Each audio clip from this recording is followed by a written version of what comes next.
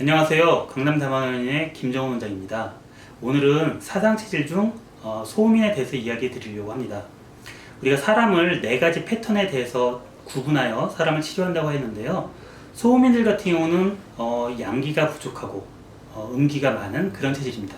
그래서 우리가 신대비소하다고 얘기를 하는데요. 신대비소하다고 하면 신이라는 장기는 우리가 음기, 전기를 많이 보충하는 장기고, 비기는 우리가 소화를 관련하는 곳이에요. 그러니까 소음인은 늘 소화 기능이 약할 수밖에 없는 그런 환자분입니다.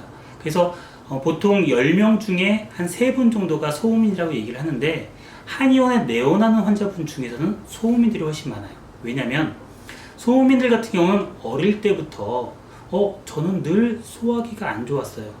늘 잘 체해요. 늘 속이 더부룩해요 라는 얘기를 많이 하고 자라는 분이세요. 그래서 오늘은 소음인들의 특징들, 또는 어떤 사람들이 소음인지 좀 간단히 얘기 드리면, 일단 소음인들의 특징을 보면 어릴 때부터 늘 입이 짧고 소화가 안 된다는 분들이 많아요. 그리고 우리가 체형을 보면 약간 흉곽이 좁아서 위장에 있는 위치가 한쪽에 몰려 있는 경우들이 많고요. 보통 우리가 위장 속에서 음식이 들어가면 보통 1분에 3회 정도 위장이 이렇게 움직이면서 십이장으로 음식이 넘어가는데, 소음인들 같은 경우는 그 횟수가 조금 더 느려요. 그러다 보니까 위장에 오래 머무르게 되고 속이 답답하게 되고 그득한 느낌을 받게 되는 이제 그런 이유가 되고요. 그게 오래 머무르다 보니까 어떻게 되겠어요? 위장의 위쪽에 있는 관략근을 넘어서 위쪽으로 넘어오게 되면 영수증의 식도염이 많이 되고, 오랫동안 머물러서 내려가지 않게 되면 소화 불량과 함께 그 다음에 위염들이 발생할 수 있는 그런 원인이 됩니다. 그럼 이런 소음인들이 어떻게 하면 조금 더 개선할 수 있을까? 물론 이제 가장 좋은 것은 올바른 진단과 진찰을 받고 그다음 치료를 받는 것이죠. 하지만 더 중요한 것 중에 하나는 뭐냐면 생활 속에서 자기의 체질을 알고 생활 관리를 잘하는 건데요. 소음인들 같은 경우는 일단 첫 번째는 배를 따뜻하게 해주는 게 좋습니다.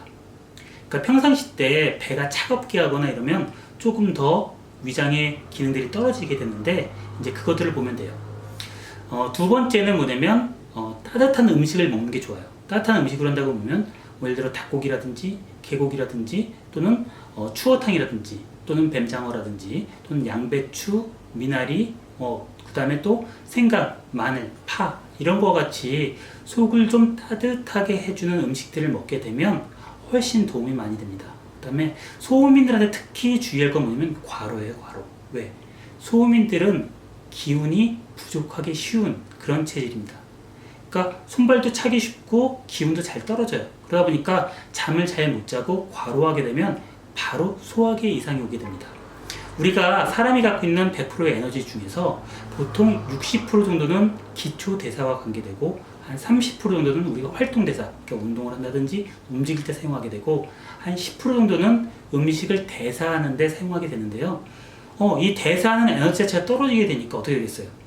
안 그래도 에너지가 적은데 과로를 해서 에너지가 떨어지게 되면 소화 기능은 더 안 좋아지는 그런 현상이 발생하게 됩니다. 그러니까 소음인들 같은 경우 위장질환 치료할 때 보면 어릴 때부터 늘 저는 소화기가 안 좋았어요 하는 분들은 이 소음인에 많이 해당되니까, 본인이 나는 무슨 체질일까 궁금하시다 그러면 이 동영상들을 한번 보면서 자신의 체질을 한번 보시면 좋을 것 같습니다.